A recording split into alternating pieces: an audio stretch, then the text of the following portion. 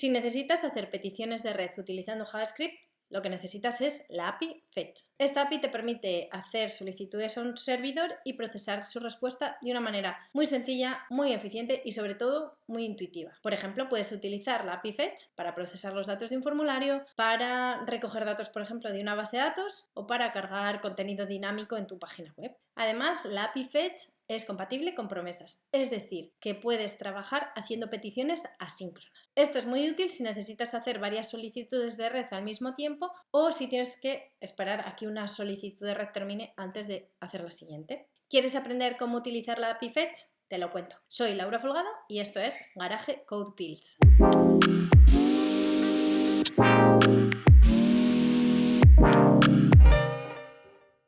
Bueno, pues aquí estamos. Lo primero que tenemos que tener en cuenta es que tenemos que montar nuestro entorno para poder trabajar con Fetch. En este caso, como vamos a trabajar con un servidor, podemos hacerlo con un servidor que se encuentre online o podemos hacerlo con un servidor local, como es mi caso. Por eso tengo instalado XAMPP y bueno, pues me he creado una carpeta que se llama Fetch dentro de XAMPP. Entonces esa carpeta, dentro tengo un archivo que se llama fetch.html. Bueno, este archivo, que ya está un poco escrito, solo la parte de HTML, tiene un botón con un identificador que se llama mostrar texto y un div contenido que está vacío, y luego tenemos otro botón, mostrar tabla, que tiene aquí dentro un tbody vacío también con un identificador tabla. Así que vamos a ver qué script tenemos que escribir. En este caso vamos a hacer dos accesos. Por un lado a un texto, ¿vale? Un archivo de texto que está en la misma ruta, ¿vale? Y simplemente tiene un texto hola mundo. Y también tenemos un archivo tabla.json, que como veis es un array que está formado por varios objetos que a su vez tienen 4 campos, ¿vale? Código, nombre, edad y club. Este código es un número y edad también, y nombre es una cadena y true, o sea, club es un booleano. Así que nos venimos a nuestro fetch y vamos a escribir el código. En este caso vamos a hacerlo aquí debajo, ¿vale? Pero tenéis que tener en cuenta que si queréis trabajar con un script dentro de la cabecera, lo que tendríais que hacer es aseguraros que no se ejecuta hasta que se haya cargado todo el código, ¿vale? Porque vamos a añadir ciertos eventos a los elementos que ya están. Por tanto, si intentamos acceder a ellos antes de que se pinte el contenido, ¿vale? Pues seguramente que nos dé un error. En este caso, si lo hacemos aquí abajo, no vamos a tener ese problema. Así que lo primero que vamos a hacer es lo siguiente. Vamos a asociar a este botón que tenemos aquí, al botón mostrar texto,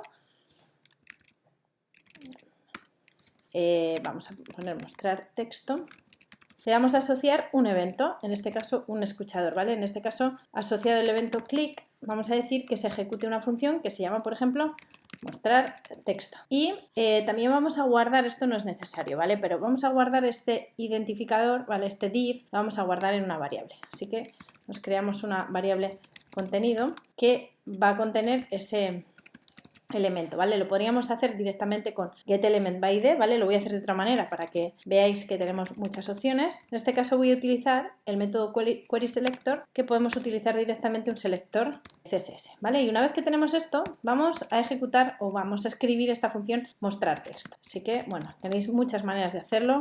Lo voy a poner de la manera más sencilla, función mostrar texto, y lo que vamos a decir es fetch en primer lugar, y este fetch lo que hace es una llamada a un archivo que se encuentra en este caso en nuestra ruta, el archivo texto.txt. Y ahora empezamos a ver cómo funciona este fetch. Bueno, como hemos hablado, estamos trabajando con promesas, ¿vale? Eso quiere decir que este fetch va a obtener un resultado cuando se procese este archivo de texto, ¿vale? Cuando consiga acceder a él y este archivo de texto vuelva o nos lo devuelva a través del navegador. Así que lo que vamos a hacer cuando nos llegue ese archivo, lo capturamos con este .den, ¿vale? Vamos a poner tantos .den como necesitemos. En este caso vamos a decir que cuando recibamos los datos, ¿vale? Pues vamos a transformarlos, en este caso como se trata de un tipo texto, pues los vamos a transformar a texto. Para ello utilizamos esta función .text que abrimos y cerramos paréntesis y transforma este data en un texto. Y este texto que nos ha venido en este caso, ¿qué vamos a hacer con él? Pues utilizamos otro den y en este caso vamos a poner data2, por ejemplo, y decidimos qué hacemos. Por ejemplo, lo podemos mostrar con un console log o podemos decir directamente que lo introduzca en ese contenido, en este contenido que tenemos aquí, contenido.innerHTML. Esto también lo podríamos hacer de 1000 maneras, ¿vale? Podríamos crearnos un elemento que lo introduciríamos dentro del div que tenemos aquí, pero bueno, en este caso no lo vamos a hacer así, ¿vale? Simplemente con un innerHTML ya podemos cargar código HTML dentro de este elemento. Bueno, vamos a ver si está todo correcto y funciona. Así que nos venimos aquí al código y pulsamos el botón muestra el archivo de texto. Y aquí lo tenemos. Como podéis ver, pues tenemos aquí el texto Hola Mundo, que es el que teníamos dentro del archivo texto.txt. Vamos a ver ahora cómo hacer exactamente lo mismo, pero en este caso utilizando este botón, el botón mostrar tabla, y cargaremos los datos en este caso en tbody, ¿vale? Entonces, volvemos a copiar esta información, pero vamos a cambiarla un poquillo porque tenemos documento.getElementById, en este caso es mostrar tabla, ¿vale? Y vamos a llamar a mostrar tabla y el contenido en este caso va a ser contenido 2 y el query selector se llama tabla. Vale, de hecho vamos a llamarlo tabla. Vale, y ahora que tenemos esto, tenemos que ejecutar un poco lo mismo que hemos hecho aquí, pero los datos van a ser diferentes. Así que hacemos function mostrar tabla y ya hacemos la llamada, pero en lugar de a texto.txt vamos a llamar a tabla.json. ¿Qué ocurre cuando recibimos esa información? Ese den que tenemos aquí. Bueno, pues cuando recibimos esa información la vamos a pasar al formato correspondiente. En este caso, al ser un archivo JSON, queremos que se transforme a JSON. Así que ponemos data.json. Si os fijáis, si hago un punto, vais a ver diferentes tipos de archivo, ¿vale? Estos que son como una especie de cubo de color morado, ¿vale? Tipo blob, tipo clone, form data, ¿vale? En caso de que procesemos un formulario, .json, .text, ¿vale? En este caso vamos a utilizar .json. Bueno, y ahora que ya tenemos ese JSON guardado en este data, lo que vamos a hacer es decidir algo con él. Ese data que ahora va a ser data 2, ¿vale? Lo llamamos así. Vamos a hacer algo con él, por ejemplo, utilizar un console table, ¿vale? Console table y escribís directamente ese data 2. Esto lo que va a hacer es mostrar los datos JSON en formato tabla a través de la consola. Y del mismo modo también lo que vamos a hacer es mostrar los datos en la tabla que tenemos aquí, en la tabla id tabla. Así que vamos a hacer una llamada a dibujar tabla, por ejemplo, y le pasamos ese data 2. Nos lo creamos en una función aparte.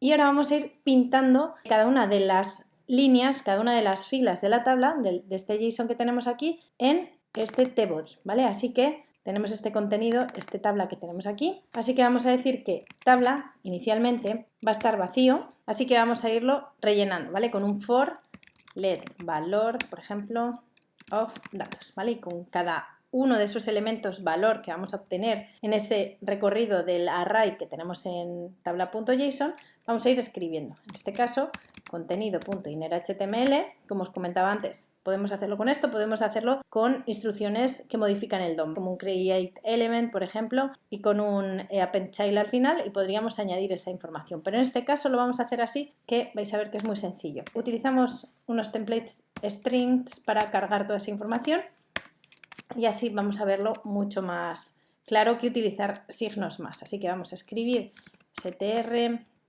td, bueno, vamos a poner un th, ¿vale? Para que así esa información aparezca en negrita. Vale, y ahora que tenemos esto, 1, 2, y vamos a ver qué datos vamos a cargar. Por un lado tenemos valor.código, por otro lado tenemos valor.nombre, valor.edad, y aquí vamos a utilizar un operador ternario que es valor.club, ¿vale? Si no me equivoco. En caso de que ese valor.club sea true, sea cierto, vamos a decirle que escriba directamente, por ejemplo, miembro del club, y en caso contrario, ¿vale? Ponemos 2 puntos, no es miembro. Con esto sería suficiente. Vamos a ver qué ocurre ahora. Nos venimos a nuestro código, muestra el archivo de texto, y cuando hacemos clic en muestra el archivo de JSON, bueno, pues como veis me lo está cargando aquí. Este tabla que tenemos aquí, tendríamos que poner tabla.innerHTML, ¿vale? Para que fuera cargando los datos como si fueran HTML, en este caso, aquí dentro. Y luego aquí deberíamos hacer un más igual. De manera que lo que vamos a hacer es ir añadiendo en cada pasada al final del todo de la tabla un tr. Y si os fijáis aquí también me he dejado el tr sin cerrar. Y venimos aquí, muestra el archivo de texto, y ahora sí muestra el archivo JSON en forma de tabla, ¿vale? Lo que estábamos haciendo era sobreescribir continuamente y por eso no nos mostraba la información. Así que esta sería la manera de acceder a través de Fetch tanto a un archivo de texto como a una tabla, en este caso en formato JSON. Bueno, y vamos a acabar de ver fetch.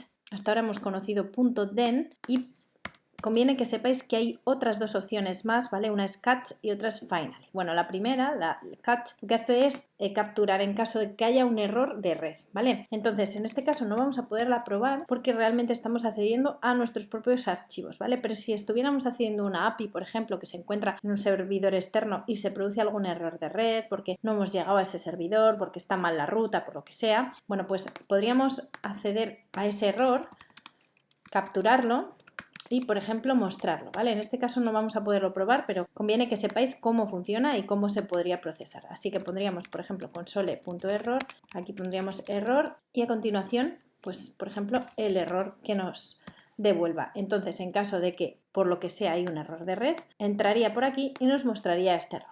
Por otro lado, también conviene que sepáis que hay también una opción que es finally. Bueno, finally lo que hace es mostrarnos o hacer lo que nosotros digamos que ocurra al final del todo, pase lo que pase, funcione o no funcione la petición, si entra por aquí, por este then, o si falla. En cualquier caso queremos que haga algo, puede ser llamar a otra función, puede ser mostrar un mensaje, lo que sea. En nuestro caso lo que vamos a hacer es mostrar un mensaje, simplemente que diga console log, pues por ejemplo ha terminado el programa y listo, ¿vale? Con esto llamamos siempre o ejecutamos siempre lo que nosotros queramos una vez que acabe la petición, sea exitosa o no lo sea.